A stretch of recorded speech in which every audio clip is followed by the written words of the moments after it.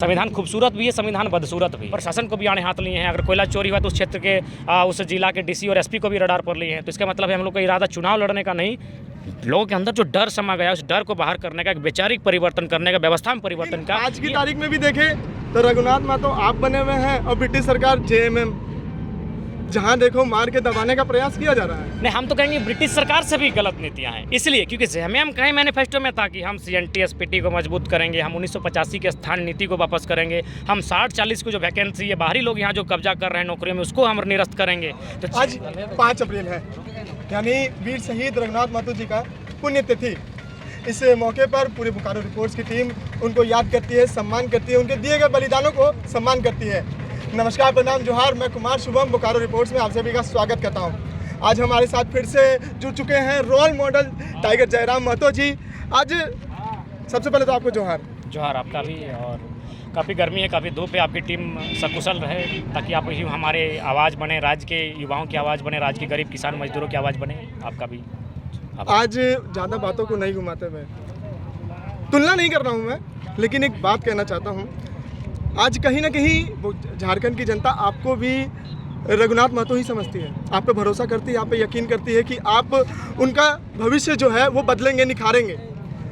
लेकिन अगर हम पिछले बीते कुछ दिनों को याद करें तो जब तक सत्ता ना हो तो हम कुछ बदल नहीं सकते हैं। इस पर क्या कहना चाहेंगे? बिल्कुल, चूँकि रघुनाथ महतो सबसे पहले उनके चरणों की धूल के हम लोग बराबर हैं, उनको नमन बंदन करते हुए आपने एक बहुत बड़ी उपाधि देने का प्रयास किया, उसके लिए आपका भी सम्मान। लेकिन हम लोग स्वीकारते हैं उनके, हम लोग चरणों के धूल के बराबर है। लेकिन जब रघुनाथ महतो का जो कार्यकाल है वो अंग्रेजों का कार्यकाल था, वहाँ जमींदारी प्रथा थी, वहाँ राजतंत्र था, यानी आज लोकतंत्र का विषय है।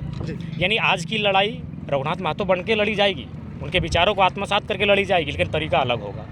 सदियों से हम जल जंगल जमीन के लिए लड़ रहे हैं, लेकिन आज भी देख रहे हैं तो आज भी हम 2023 में भी लड़ ही रहे हैं। तो क्या बदलाव की बात करते हैं? हाँ बिल्कुल, उसके लिए हमें लोकतांत्रिक ढांचे का अंग बनना होगा और संवैधानिक तरीके से रघुनाथ महतो ने उलगुलान के माध्यम से, तीर धनुष तीर कमान के माध्यम से, हम लोग संविधान के माध्यम से अपनी लड़ाई लड़ रहे हैं। हम लोग भारतीय संविधान के जो अनुच्छेद है, जहाँ रैयतों को क्या अधिकार मिलता है, कॉल वेयरिंग एक्ट क्या है, लैंड एक्विजिशन एक्ट क्या है, और भूमि अधिग्रहण कानून के जो तमाम धाराएं हैं वो क्या कहती है, किसानों के पक्ष में क्या है, नियोजन के पक्ष में क्या है। यानी कुल मिलाकर महान नायक रघुनाथ महतो का आंदोलन जो था वो तीर कमान से प्रेरित था, हमारा आंदोलन भारतीय संविधान से प्रेरित है और हम लोग आस्था रखते हैं। हालांकि डॉक्टर अंबेडकर की भी 14 अप्रैल को जयंती है, उस महामानव को याद करते हुए आपके चैनल के माध्यम से संदेश देंगे। उनका ही कथन था कि संविधान भारत का जो वो लचीला है, संविधान खूबसूरत भी है, संविधान बदसूरत भी है, चलाने वाले पे डिपेंड करेगा। और आज दुख के साथ कहना पड़ रहा है कि आज जो लोग संविधान को चला रहे हैं गलत लोगों के हाथों में भारत का संविधान है। इसलिए थोड़ा सा हम लोग अभी भी आस्था रखे हैं कि चलिए भारत का संविधान अगर हमारे किसान, मजदूर, गरीब, छात्र, नौजवान के अगर हितार्थ के लिए उपयोगी होता है तो हम लोग संविधान के बचाव के लिए हमेशा आगे रहे और अभी तक ये आंदोलन संवैधानिक रहा है। लेकिन कहावत है कि अगर मरता क्या नहीं करता, तो ऐसी परिस्थिति में, और हम चाहेंगे कि ऐसी परिस्थिति राज्य में ना आए। अगर आती है ऐसी परिस्थिति इस राज्य में तो इसके लिए दोषी राज्य सरकार होगी और राज्य सरकार के तंत्र होंगे। क्या ऐसा महसूस होता है कि जानबूझ के जिस भी मुद्दे में टाइगर जयराम महतो जी को देखा जा रहा है उस मुद्दे को उलट दिया जा रहा है? हाँ, मेरा मानना है, क्योंकि इसमें क्या है कि पक्ष और विपक्ष दोनों बखूबी साथ निभा रहे हैं। इसका एक उदाहरण हम देना चाहेंगे। जैसे अगर हम लोग किसी जेएमएम विधायक के क्षेत्र में जाते हैं और उनको जब कटाक्ष करते हैं तो बाकी जो दल हैं वे लोग समर्थन में आ जाते हैं कि नहीं बढ़िया काम है, आपके समर्थन में आ जाते हैं, आपके लिए लिखने लगते हैं। लेकिन जैसे फिर आजसू बीजेपी अथवा अन्य दलों के क्षेत्र में जाते हैं, उनके विधायक को आड़े हाथ लेते हैं, तो फिर जेएमएम सरकार के पक्ष के लोग समर्थन में आ जाते हैं। तो ये क्या है कि राजनीति में जो लोग बैठे हैं, साथी लोग देख रहे हैं कि फिलहाल युवाओं का एक बहुत बड़ा जमावड़ा, एक नई विचारधारा, उसमें हमारा भी योगदान थोड़ा सा ही कह सकते हैं। एक नई विचारधारा की ओर युवाओं का रुख मुड़ा है। भले इसका धरातल पर क्या परिणाम होगा, 2024 के चुनाव में क्या परिणाम होगा अलग विषय है, लेकिन हवाओं में ये परिणाम दिखा है, हवाओं में परिणाम दिखा है। इस मिट्टी में इसका क्या परिणाम होगा 2024 में, इस बैकग्राउंड में, वो हम नहीं कह सकते, लेकिन इस हवाओं में, इन वादियों में एक 2024 की लहर दिखी है और इसका डर है। कह नहीं सकते हैं, लेकिन जनता कह रही है। हमारे साथ एक भाई थे यहाँ पे मौजूद जिन्होंने अपने छाती के ऊपर एक पोस्टर लगाया हुआ है कि हमारा अगला सीएम। देखिए, चूँकि थोड़ा सा झारखंड राज्य एक अति पिछड़ा राज्य है, हालांकि यहाँ सर्वगुण खनिज संपदा से परिपूर्ण राज्य है, लेकिन यहाँ के जो लोग हैं व्यक्तिगत तौर पर काफ़ी पिछड़े हैं। तो दिल्ली अथवा अन्य मॉडर्न राज्यों की तरह या फिर मॉडर्न सिटी की तरह यहाँ तुलनात्मक अध्ययन अगर चुनाव का करें तो शायद बेईमानी होगी। लेकिन फिर भी हम ये नहीं कहेंगे कि 2024 में हम लोग विधायक बने या फिर कुछ बने। अगर ऐसा होता तो हम लोग कम से कम केस मुकदमा से बच के चलते, डर के चलते। लेकिन हम लोग तो हमेशा प्रशासन को भी आड़े हाथ लिए हैं। अगर कोयला चोरी हुआ तो उस क्षेत्र के उस जिला के डीसी और एसपी को भी रडार पर लिए हैं। तो इसका मतलब है हम लोग का इरादा चुनाव लड़ने का नहीं, लोगों के अंदर जो डर समा गया उस डर को बाहर करने का, एक वैचारिक परिवर्तन करने का, व्यवस्था में परिवर्तन का, ये हम लोग का। और हम लोग चाहते हैं कि मुख्यमंत्री और विधायक वो शरीर का ना, वो एक विचारधारा का हो। शरीर खत्म हो जाएगा। आज मुख्यमंत्री अगर डरा सामा है तो कारण वो शरीर बन के मुख्यमंत्री बना है। अगर विचारधारा का होता तो अभी तक डिसीजन हो चुका होता है।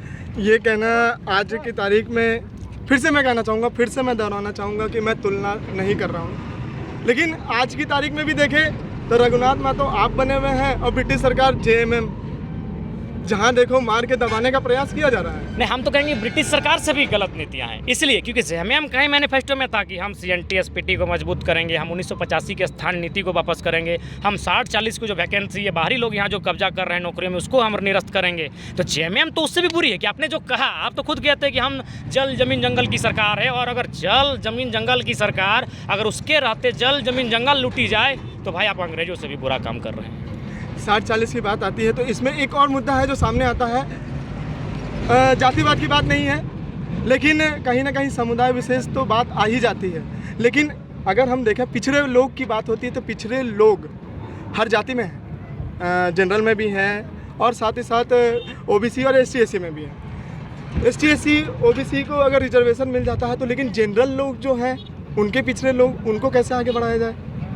देखिए, जहाँ तक मेरी जानकारी है EWS उसी को ध्यान में रखकर लाया गया था। EWS कैसा खेल है आप भी जानते हैं, बखूबी जानते हैं। तो देखिए, उसके लिए मैं स्पष्ट कहना चाहूँगा कि जो राज्य की 3rd और 4th ग्रेड की नौकरियाँ हैं उस पर एक समीक्षा हो और सभी वर्ग जिसका जैसा अनुपात है उस अनुपात में उसको प्रावधान मिले, रिप्रेजेंटेशन मिले, ताकि किसी को कोई हताशा ना हो। रघुनाथ महतो बोर्ड के आगे रातों रात एक धर्म के नाम पे एक बोर्ड लगा दिया जाता है। देखिए, इसका हम लोग पूरी तरह से यही कहना चाहेंगे, ये बहुत ही संकीर्ण मानसिकता के लोग हैं। धर्म का सम्मान हम लोग सदैव किए। आज तक साल भर आंदोलन चला। व्यक्तिगत मैं, हमारे साथ इर्द गिर्द जो लोग हैं, मैं नहीं कर सकता, व्यक्तिगत हमने नहीं करने से भी हज़ारों सभाओं को संबोधन किया है। हमने ना किसी धर्म विशेष पर मैंने अतार्किक बात रखा है, ना किसी व्यक्ति विशेष पर रखा है, ना किसी समुदाय विशेष पर। हमने अगर रखा है तो उसके पद विशेष पर रखा है। हमने हेमंत सोरेन का भी शिकायत नहीं किया, हमने मुख्यमंत्री हेमंत सोरेन का शिकायत किया है। तो ठीक उसी प्रकार हर धर्म का, हर समुदाय का, हर भावना आस्था का हम सम्मान करते हैं। और धाम का जहाँ तक प्रश्न है, धाम वहाँ से काफ़ी दूर है और लोग एक तरह तर्क ही अलग दे रहे। वो पहाड़ था, पहाड़ को काटकर वो क्षेत्र खाली हुआ है, और तो वहाँ 500 साल पहले मेला लगता था। ये अतार्किक बात है। वे लोग, अच्छा ठीक है, अगर आपको लगे कि आप अगर सही थे तो दिन के उजाले में आपको मैंने जो आपका पोल या फिर जो भी आपका कार्यक्रम रख सकते थे। नहीं, जो खूंटा गाड़ा गया उसको दिन में रात को गाड़ा गया था। तो कहीं ना कहीं इसका मतलब है रात को वही लोग कार्य करते हैं जिनको भय होता है कि हम गलत कार्य कर रहे हैं। तो इसलिए स्पष्ट है। और जहाँ तक रघुनाथ महतो की पार्क का आवंटन का विषय है, तो साल भर से लोग लगातार लेटर बाय लेटर किए हैं। तो इसीलिए अगर उनको ऐसा ही बात था तो इस जगह और भी बहुत जगह खाली है, आप और भी जगह जाके अपने कार्यक्रम को कर सकते हैं। लेकिन अगर आप जब वहाँ बोर्ड गड़ चुका है, सबसे पहली बात देखिए किस प्रकार विवाद हो रहा है। वहाँ ऑलरेडी बोर्ड जब गड़ चुका है, आप मैंने किसी 1 फुट में जाके बोर्ड गाड़ दिए, तो ये तो जाहिर सी बात है लड़ाने का काम हो रहा है। तो हमको लगता है ऐसे लोगों को थोड़ा सा अपने विवेक से सोचना चाहिए कि किसी के बहकावे में ना आए। आपने बहुत अच्छी बात कही थी कार्यक्रम में, जहाँ पे ये आपने संबोधित करते हुए कहा था कि आज आप रघुनाथ महतो की बात कर रहे हैं, लेकिन क्या आप रघुनाथ महतो जी को जानते हैं या नहीं? तो इस संदर्भ में क्या कहना चाहेंगे युवाओं को? ये हम युवाओं के साथ साथ प्रत्येक लोगों को कहना चाहेंगे, जो भी हमारे नौजवान हैं, जो भीड़ का हिस्सा बनकर किसी सभा में जाते हैं। आज अगर सबसे पहले अगर आंदोलन हमारा कोई भी कमज़ोर होता है तो लोगों को जानकारी नहीं है। अभी देखिए, मान के चलिए सपोज दैट मानव श्रृंखला हमारी 3 लाख 3.5 लाख खड़ी हुई थी। तो उस समय अगर कोई मीडिया सवाल करता था तो छोटी से छोटी बहन बोलती थी कि यहाँ बाहरी भाषा को थोपा गया, ये भाषा हमारी नहीं है। उनको थोड़ी जानकारी थी। लेकिन अभी देखिए, नेताओं की बहुत बड़ी बड़ी सभा होती है, हज़ारों की संख्या में लोग जाते हैं। अभी तो शायद मोदी का दर 300 है, पेट्रोल भर देगा, सब गाड़ी का तेल भर देगा। तो वहाँ अगर मीडिया पूछ देगी कि क्यों आए हैं, तो क्या सवाल का उत्तर होगा उनके पास? इसलिए हम उन्हें वही पूछा कि चलिए, पुरुष लोग तो जानता है, इनके पास सोशल अकाउंट्स है, लेकिन कुछ नई लड़कियां भी जानती हैं। लेकिन माँ, मौसी, काकी, जेठी लोग जब बैठे हैं, क्या आपको पता है रघुनाथ महतो कौन से? इसीलिए मेरा विषय यही है विचार कि लोग जाने कि आप किस लिए आए हैं। अभी हम दादी से पूछें तो दादी थोड़ा सा शक पका गई, क्योंकि इनको बताया नहीं गया था, इनको सिर्फ बोला कि वहाँ कार्यक्रम है।